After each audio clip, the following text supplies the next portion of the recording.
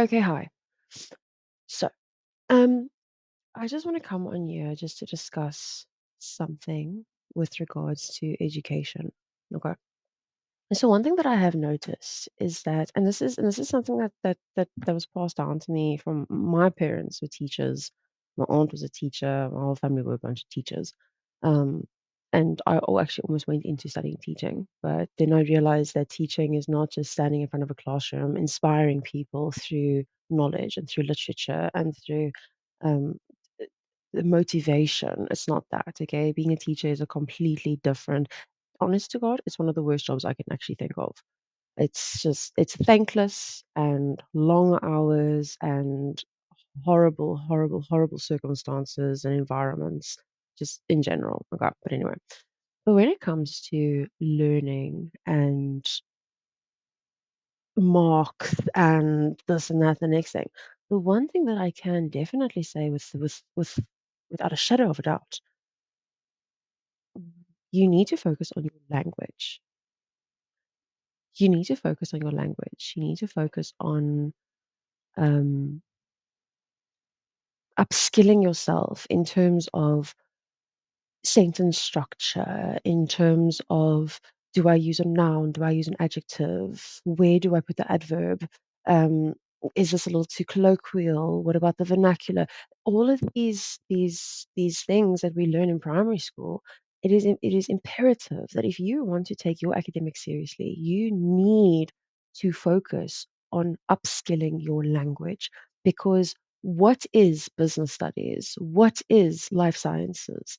Well, I mean, life sciences is a lot of Latin as well. That's why life sciences in English is more difficult than life sciences in Afrikaans. I usually find that whenever I have a client who does business studies, regardless of whether they're English or Afrikaans, they find the English business studies easier than the Afrikaans because of the massive words that they have to learn and the difficulty of the concepts. Where in English, it's just so much easier to understand because it's very simple. I keep it simple, stupid. Kiss, even Jesus used it, parables and stuff. 100%, okay? Make it as simple as possible because then that knowledge, you link it to something in your foundation. But we'll get to that at some stage. But what you need to do is you have to focus on upskilling because business studies, economics, consumer studies, hospitality, life sciences, anything that is not a mathematics, pure mathematics subject. So mathematical literacy is heavy, heavy maths. Mathematics, obviously. There's no such thing as pure maths. Please stop saying that. It just shows how uneducated you are. There's no such thing as pure maths. It's mathematics, okay, and mathematical literacy.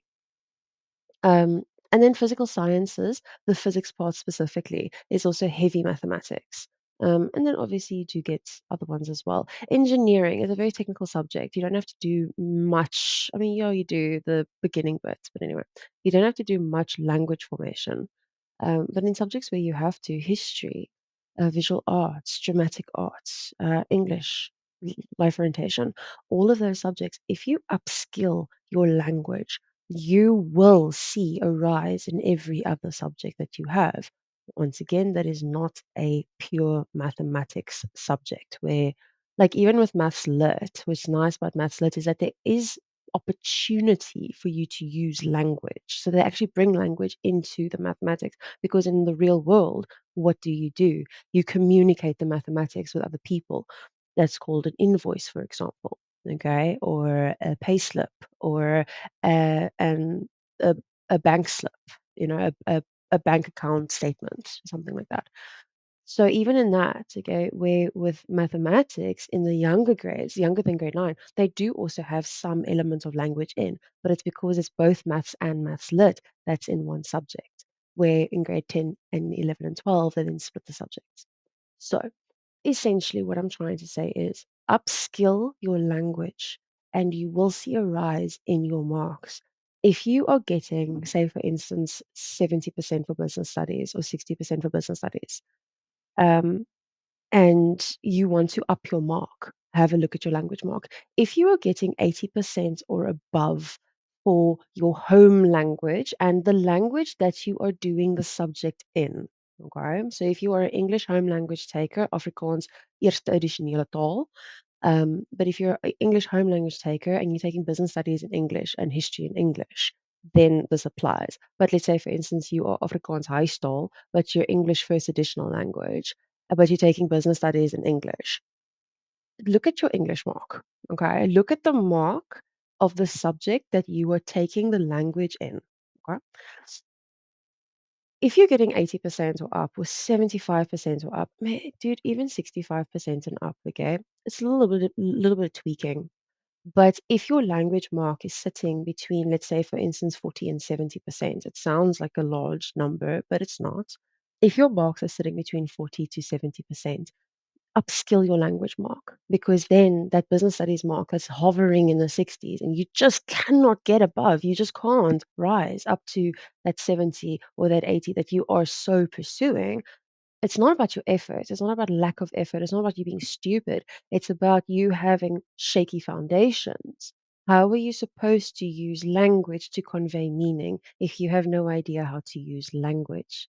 You see, so that's the middleman that you need to tackle. Okay. So I'll come on, say, for instance, tomorrow. I'm thinking of maybe doing like a daily thing where it's just like a quick skills development, quick, let's just like get going. Let me know your thoughts, but definitely upskill your language and you will upskill across the board. Okay.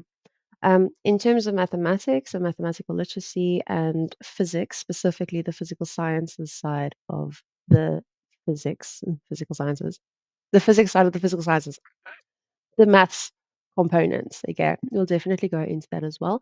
I'm going to give you a little bit of a hint so far. It's all about your steps and your processes and your systems. Okay. And this is coming from someone who has helped numerous people upskill their abilities because that's what I focus on. I focus on skills and skills development. I'm not a teacher, I'm a counselor, and I focus on giving my clients the upper hand and opportunity to strive prior to being thrown into the deep end once they go out into the real world. So I focus on skills development, and creating a student out of everybody that I work with. Yeah, so I will catch you some other time. Okay, bye. I have to go work. Bye.